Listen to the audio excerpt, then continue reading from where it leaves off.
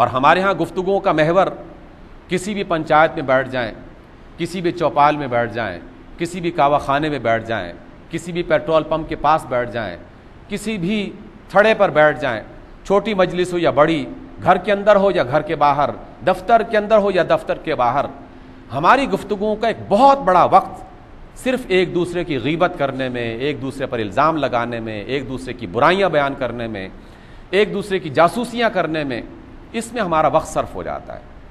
میں بھی اس کو دیکھتا ہوں، آپ بھی محسوس کرتے ہیں کہ ہم اپنا وقت کا بڑا حصہ کن باتوں میں صرف کرتے ہیں، کن غموں میں صرف کر دیتے ہیں جو غم ہمارا غم نہیں ہے، جو مسائل ہمارے مسائل نہیں ہیں، کہ جس میں سوائے خسارے کے اور کچھ حاصل نہیں ہے، اس میں ہم اپنا زیادہ سے زیادہ وقت صرف کرتے چلے جاتے ہیں، جبکہ اللہ رب العزت نے جو وقت ہمیں دے رکھا ہے یہ اللہ تعالیٰ کی عطا کردہ نعمتوں میں سے سب سے بڑی نعمت ہے، سب سے بڑی دولت اگر اس نے ہمیں جو دے رکھی ہے وہ وقت ہی کی دولت ہے، اور ہم اس کو بے انتہا اور بے دریغ غلط کاموں میں اور غلط باتوں میں صرف کرتے رہتے ہیں۔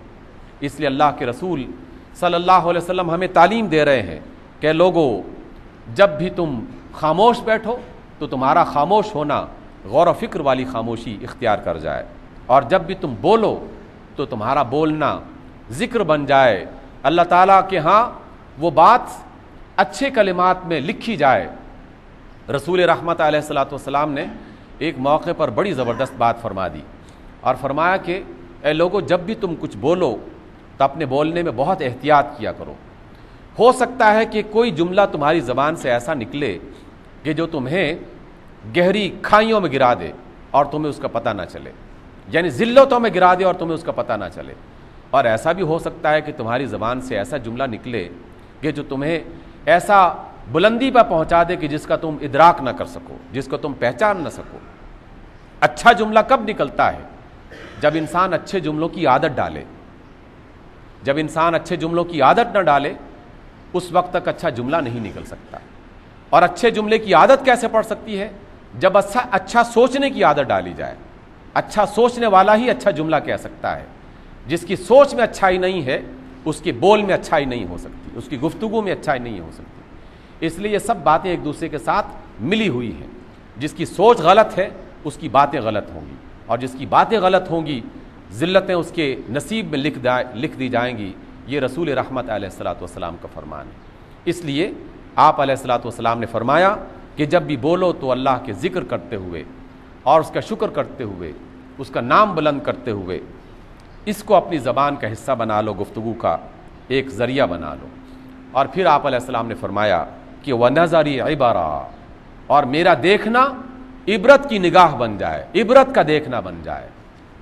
کاش کہ یہ نظر ہمیں میسر آ جائے، ہمیں بھی، ہمارے خاندان والوں کو بھی، ہمارے ذمہ داران کو بھی، ہمارے حکمرانوں کو بھی، لیکن بدقسمتی سے نہ ہمیں یہ عبرت کی نظر میسر ہے ابھی تک، اور نہ ہی ہماری قیادت کو اور نہ ہی ہمارے حکمرانوں کو۔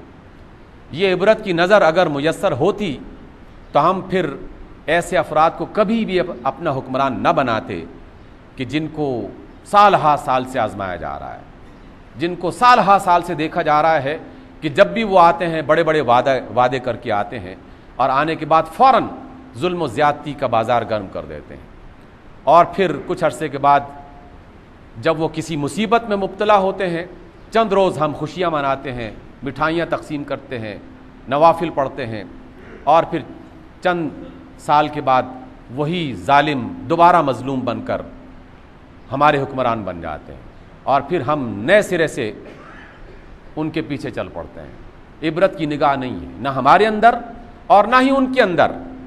جو ہماری قیادت میں موجود افراد ہیں جو غلط فیصلے کرتے رہے، اور ان کے سامنے سابقہ سارے ان لوگوں کے کارنامے موجود ہیں اور ان کے عبرتناک انجام بھی موجود ہیں۔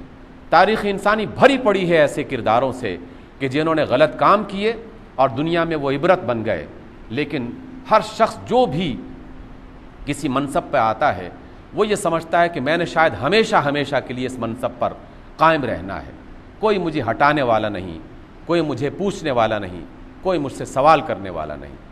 حالانکہ روز اول سے یہ بات کہی جا رہی ہے کہ اس دنیا میں چاہے تم 80 90 نہیں 10,000 سال بھی گزار لو تب بھی بالآخر اس دنیا سے جانا ہے. جتنی عمر طویل ہوگی اور اس میں جتنی غلطیاں اور جتنے گناہ ہوں گے، حساب اتنا ہی زیادہ کڑا اور اتنا ہی سخت ہوتا چلا جائے گا.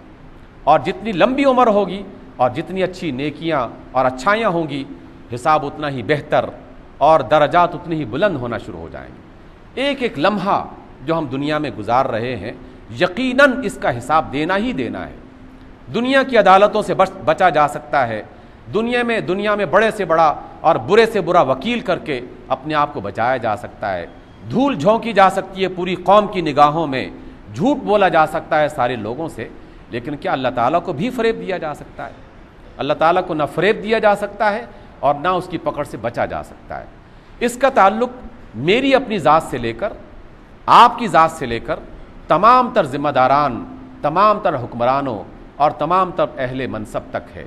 اس لیے عبرت کی نگاہ، اللہ نے عبرت کی نگاہیں ہمیں عطا کرنے کے لیے بے شمار کردار بتا دیے ہمیں، لیکن ہم اس کو جاننے کی کوشش نہیں کر رہے.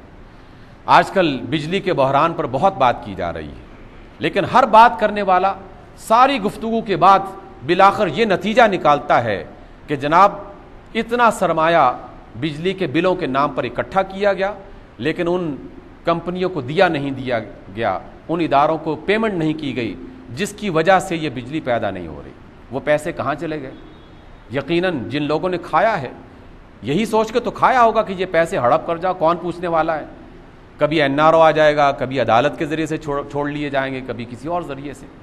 لیکن اگر کسی کی نگاہ بھی عبرت کی نگاہ ہوتی تو اس کے سامنے قارون فوراً آ جانا چاہیے تھا کہ قارون نے کتنے خزانے جمع کر لیے تھے، لیکن انجام کیا ہوا؟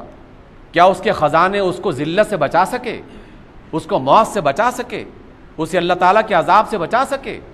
دنیا بھر کے خزانے بھی جمع کر لیے جائیں، بالآخر زمین کے اندر تو جانا ہی جانا ہے. عبرت کی نگاہ نہیں ہے، وگرنہ ایک قارون ہی کافی ہو جاتا، اور اس ایک قارون کے غرق ہو جانے کے بعد، زمین میں دفن ہو جانے کے بعد دنیا میں کوئی دوسرا قارون پیدا نہ ہوتا. لیکن عبرت کی نگاہ جب نہیں ہوگی تو ہر دور میں نئے نئے قارون پیدا ہوتے چلے جائیں گے. فرعون کیا عبرت کی نگاہ کے لیے کافی نہیں ہے کہ اتنی بڑی سلطنت، اتنے بڑے لشکر ہونے کے باوجود بھی غرق کر دیا گیا، ذلت کی موت مار دیا گیا؟ لیکن جب عبرت کی نگاہ نہ ہو تو پھر ہر زمانے میں نئے فرعون پیدا ہوتے رہتے ہیں، اور ہر فرعون یہ سمجھتا ہے کہ مجھے غرق نہیں ہونا، مجھے فنا نہیں ہونا، اور پھر وہ نئے ظلموں کے راستے کھولنا شروع کر دیتا ہے. اللہ کے رسول صلی اللہ علیہ وسلم فرماتے ہیں کہ اللہ سے دعا مانگا کرو، اس بات کی کوشش کیا کرو کہ تمہاری نگاہ عبرت کی نگاہ بن جائے. جن لوگوں نے غلط کام کیے اور پھر غلط انجام میں پہنچے، وہ انجام عبرت کی نگاہ بن جائے. لوگوں کے ذہن میں آ جائے کہ ہاں فلاں نے یہ کام کیا تھا، یہ انجام اس کو دیکھنا پڑا، فلاں نے یہ کام کیا تھا، اسے یہ انجام دیکھنا پڑا، اور اگر میں بھی وہی کام کروں گا تو میں بھی اسی نتیجے پر پہنچوں گا. جب یہ ہم اپنے ذہن میں بٹھا لیں تو پھر یقیناً تبدیلی کے امکانات ہو سکتے ہیں. لیکن اگر یہ بات موجود نہیں ہوگی، اللہ کے رسول صلی اللہ علیہ وسلم کی باتوں کو ہم محض ایک عام سی بات سن کر، ایک کان سے سن کر دوسرے سے اڑا دیں گے اور اسے اپنی زندگی کا حصہ نہیں بنائیں گے، تو پھر ہر دور میں قارون، نئے نئے فرعون آتے رہیں گے. پھر ایک دفعہ بجلی نہیں، 10 دفعہ نہیں، 20 دفعہ نہیں، تمام تر خزانے ہونے کے باوجود بھی ہم آہستہ آہستہ ہر خزانے سے محروم ہو جائیں گے. اس لیے رسول اللہ صلی اللہ علیہ وسلم کی تعلیمات، یہ تعلیمات سمجھنے کے لیے، سیکھنے کے لیے اور اس کو اپنی زندگی کا حصہ بنانے کے لیے ہمیں عطا کی گئی ہیں. یہ صرف سنانے اور سننے کے لیے نہیں ہے. اللہ تعالیٰ سے دعا کرنی چاہیے اور اپنا ارادہ اور ہمت بنانی چاہیے کہ اللہ نے جو ہمیں تعلیم دی ہے اس کو ہم اپنی زندگی کا حصہ بنائیں گے. اور آغاز اپنے گھر سے، اپنی ذات سے، اپنے آپ سے کریں گے. میں اپنی ذات سے آغاز کرتا ہوں، آپ اپنی ذات سے آغاز کیجئے. میں اپنے گھر سے آغاز کرتا ہوں، آپ اپنے گھر سے آغاز کیجئے. دیکھیے کہ پھر کیسے رخ بدلتے ہیں اللہ تعالیٰ کی طرف سے ان ہواؤں کے. یہ جو گرم اور جلا دینے والی، جھلسا دینے والی آندھیاں چل رہی ہیں، یہ ختم ہو سکتی ہیں بشرطے کہ ارادہ ہم کر لیں، اللہ سے توفیق مانگ لیں. اور یقیناً اللہ تعالیٰ رحمت کرنے والا، بخشنے والا، مہربانی کرنے والا، عنایات کرنے والا، معاف کر دینے والا ہے. بس ایک دفعہ دامن پھیلا کر اس سے طلب تو کریں. اللہ تعالی ہمیں اس بات کی توفیق عطا فرمائے۔ اقول قولی ھذا واستغفر اللہ لی ولکم۔